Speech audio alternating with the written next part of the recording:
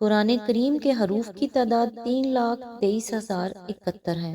رسول اللہ صلی اللہ علیہ وآلہ وسلم کے فرمان کے مطابق ہر حرف کی تلاوت پر 10 نیکیاں لکھی جاتی ہیں۔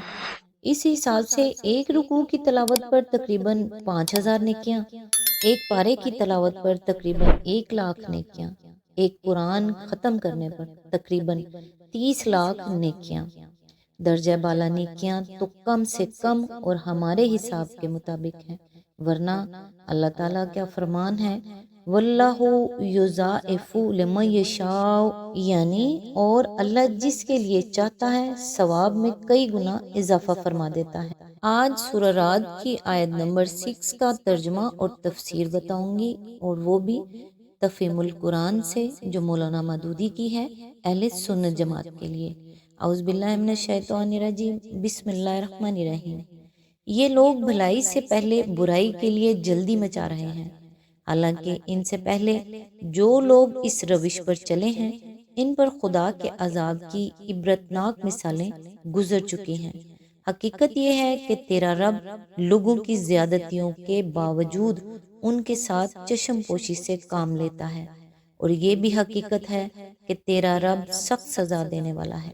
اس کی تفسیر ہے، کفار مکہ نبی کریم صلی اللہ علیہ وآلہ وسلم سے کہتے تھے کہ اگر تم واقعی نبی ہو اور تم دیکھ رہے ہو کہ ہم نے تم کو جھٹلا دیا ہے تو اب آخر ہم پر وہ عذاب آ کیوں نہیں جاتا جس کی تم ہم کو دھمکیاں دیتے ہو؟ اس کے آنے میں خواہ دیر کیوں لگ رہی ہے؟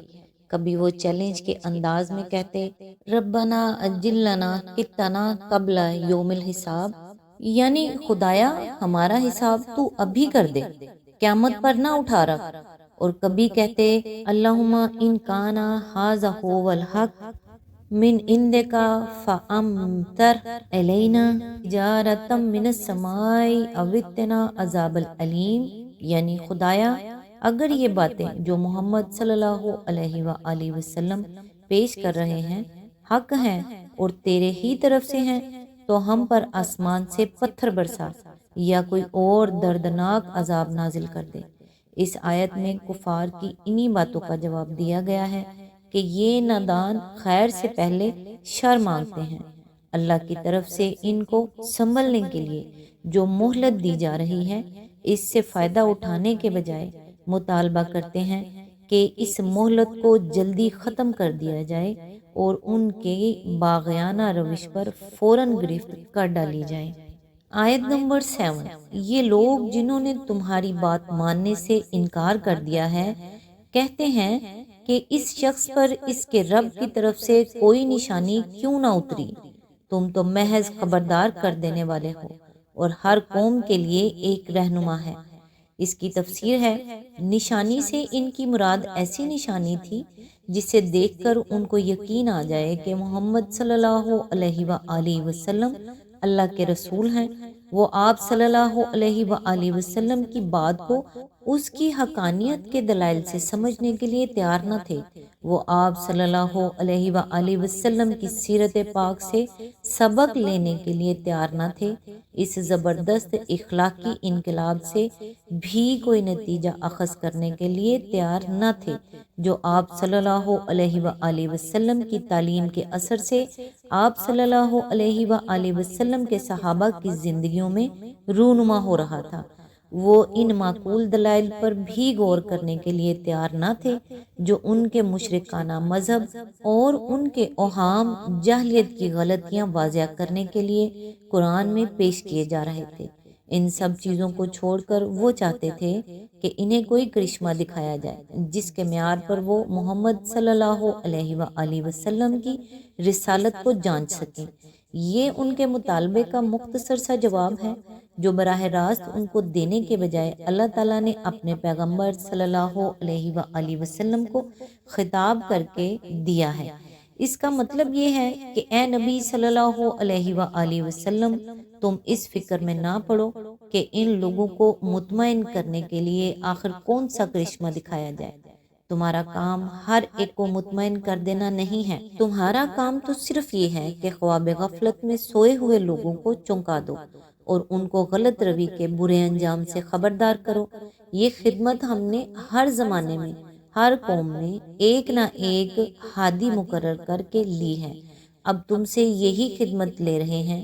اس کے بعد جس کا جی چاہے آنکھیں کھولے اور جس کا جی چاہے غفلت میں پڑا رہے۔ یہ مختصر جواب دے کر اللہ تعالیٰ ان کے مطالبے کی طرف سے رخ پھیر لیتا ہے اور ان کو متنبع کرتا ہے کہ تم کسی اندھیر نگری میں نہیں رہتے ہو جہاں کسی چوپٹ راجا کا راج ہو۔ تمہارا واسطہ ایک ایسے خدا سے ہے جو تم میں سے ایک ایک شخص کو اس وقت سے جانتا ہے جب کہ تم اپنی ماؤں کے پیٹ میں بن رہے تھے، اور زندگی بھر تمہارے ایک ایک حرکت پر نگاہ رکھتا ہے۔ اس کے ہاں تمہاری قسمتوں کا فیصلہ ٹھیٹھ عدل کے ساتھ تمہارے اوصاف کے لحاظ سے ہوتا ہے، اور زمین و آسمان میں کوئی ایسی طاقت نہیں ہے جو اس کے فیصلوں پر اثر انداز ہو سکے۔ آیت نمبر 8۔ اللہ ایک ایک حاملہ کے پیٹ سے واقف ہے، جو کچھ اس میں بنتا ہے اسے بھی وہ جانتا ہے، اور جو کچھ اس میں کمی یا بیشی ہوتی ہے اس سے بھی وہ باخبر رہتا ہے۔ ہر چیز کے لیے اس کے ہاں ایک مقدار مقرر ہے۔ اس کی تفسیر ہے، اس سے مراد یہ ہے کہ ماؤں کے رحم میں بچے کے اعضاء اس کی قوتوں اور اس کی قابلیتوں اور اس کی صلاحیتوں اور استعدادوں میں جو کچھ کمی یا زیادتی ہوتی ہے اللہ براہ راست نگرانی میں ہوتا ہے۔ آیت نمبر 9۔ وہ پوشیدہ اور ظاہر ہر چیز کا عالم ہے، وہ بزرگ ہے اور ہر حال میں بالا تر رہنے والا ہے۔ آیت نمبر 10۔ تم میں سے کوئی شخص خواہ زور سے بات کرے یا آہستہ، اور کوئی رات کی تاریکی میں چھپا ہوا ہو یا دن کی روشنی میں چل رہا ہو، اس کے لیے سب یکساں ہیں۔ آیت نمبر 11۔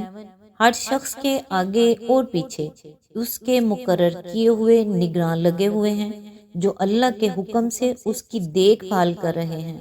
حقیقت یہ ہے کہ اللہ کسی قوم کے حال کو نہیں بدلتا جب تک کہ وہ خود اپنے اوصاف کو نہیں بدل دیتی، اور جب اللہ کسی قوم کی شامت لانے کا فیصلہ کر لے تو پھر وہ کسی کے ٹالے نہیں ٹل سکتی، اور نہ ہی اللہ کے مقابلے میں ایسی قوم کا کوئی حامی و مددگار ہو سکتا ہے۔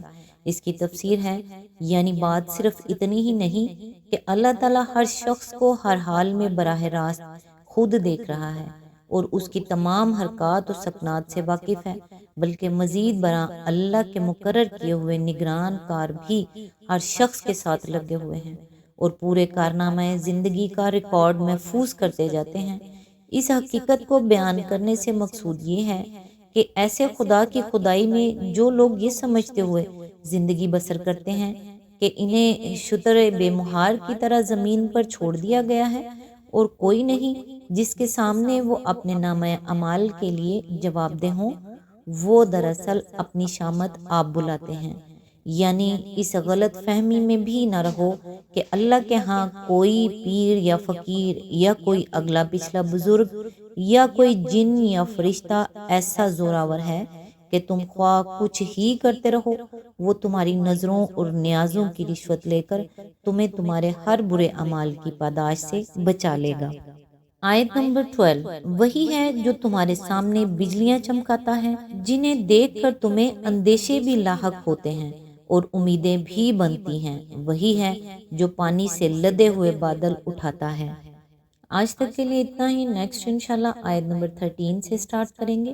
تب تک کے لیے دعاؤں میں یاد رکھیے گا۔ اللہ حافظ۔